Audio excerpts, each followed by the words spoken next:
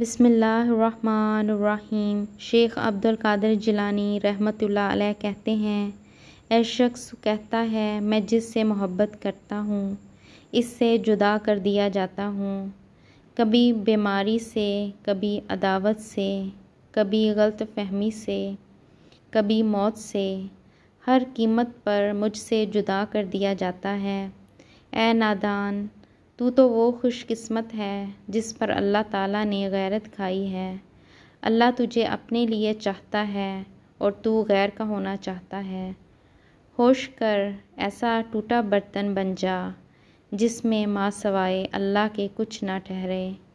जब तू गैर के पीछे भागेगा अल्लाह तुझे उसके हाथों तोड़ेगा, और जब तू अल्लाह का हो जाएगा तो सारी मखलूक को तेरे कदमों में ला बिठाएगा।